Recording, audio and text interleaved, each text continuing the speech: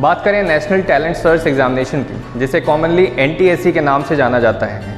ये exam clear करने के बाद उन्हें स्कॉलरशिप प्रोवाइड किए जाते हैं, जिससे उनके आगे की पढ़ाई आराम से हो सके। एलिजिबिलिटी क्राइटेरिया की बात करें तो हमें क्लास 9th में एटलीस्ट 60% लाने पड़ते हैं और हमारी उम्र 18 साल से कम होनी चाहिए।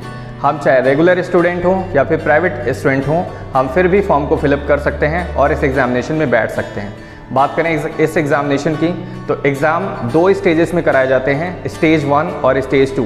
स्टेज 1 एक स्टेट लेवल एग्ज़ाम होता है, जिसे हम क्वालिफाइंग एग्ज़ाम के नाम से भी जानते हैं। जो बच्चे या जो स्टूडेंट्स स्टेज 1 एग्ज़ाम को क्लियर कर लेते हैं, वही स्टेज 2 एग्ज़ाम में अपीयर हो पाते हैं। बात करें बेनिफिट्स की तो इस एग्ज़ाम को क्लियर करने के बाद हमें स्कॉलरशिप्स के अलावा बहुत सारे बेनिफिट्स मिलते हैं। एक बहुत रिपीटेड एग्ज़ाम होता है नेशनल डिफेंस एकेडमी, जिसे कॉमनली NDA के नाम से जाना जाता है। इस एग्ज़ाम को क्लियर करने के बाद स्टूडेंट्स को उसमें प्रेफरेंसेस मिलते हैं। यही नहीं, IIIT दिल्ली और IIIT हैदराबाद में भी प्रेफरेंसेस बच्चों को प्रोवाइड किए जाते हैं। इनके अलावा कुछ और भी अदर यूनिवर्सिटीज़ हैं जो स्कॉलर्स को प्रेफरेंसेस प्रोवाइड करते हैं, क्योंकि इस एग्ज़ाम को क्लियर करने के बाद आप नॉर्मल स्टूडेंट नहीं होते हो, आप गवर्नमेंट ऑफ इंडिया के निगाह में आप एक स्कॉलर होते हो। सो आपका सारा सब कुछ गवर्नमेंट ऑफ इंडिया देखती है। स्कॉलरशिप देखने के साथ साथ देने के साथ साथ आपको बहुत सारी फैसिलिटीज़ भी प्रोवाइड किए जाते हैं। अगर बात करें सिलेबस की तो सिलेबस 2 पार्ट में डिवाइडेड होता है। पहला पार्ट होता है सेट, जिसे स्कॉलास्टिक एप्टीट्यूड टेस्ट के नाम से जाना जाता है, और दूसरा पार्ट होता है मैट, जिसे मेंटल एबिलिटी टेस्ट के नाम से जाना जाता है।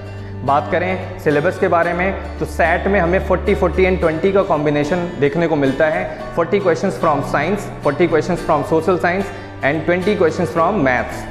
और लेवल की बात करें तो ज़्यादातर NCERT का ही लेवल होता है। बात करें मैट की यानी मेंटल एबिलिटी टेस्ट, तो मेंटल एबिलिटी टेस्ट में ज़्यादातर हमें एनालिटिकल रीजनिंग और लॉजिकल रीजनिंग के क्वेश्चंस पूछे जाते हैं, जिनमें series completion, perceptions, analogy, coding, decoding, figures, counting figures, embedded figures, mirror images, water images, बहुत सारी चीज़ें हमें पजल्स वगैरह भी पूछे जाते हैं, जिन्हें हमें 120 मिनट्स में क्लियर करने होते हैं, क्योंकि सेट और मैट के पेपर्स एक ही दिन में कराए जाते हैं। बात करें इस एग्ज़ाम की प्रिपरेशन कैसे करें तो सबसे पहले हमें क्लास 9th 10th के NCERT के सिलेबस को कवर करना होता है। NCERT के सिलेबस को कंप्लीट करने के बाद सेलिना, जो कि ICSE की बुक्स होती हैं, उन्हें कवर करना होता है। ऐसा देखा गया है प्रीवियस ईयर्स में कि जो भी क्वेश्चंस पूछे गए हैं साइंस और सोशल साइंस के, वो सब इन्हीं बुक्स से हैं।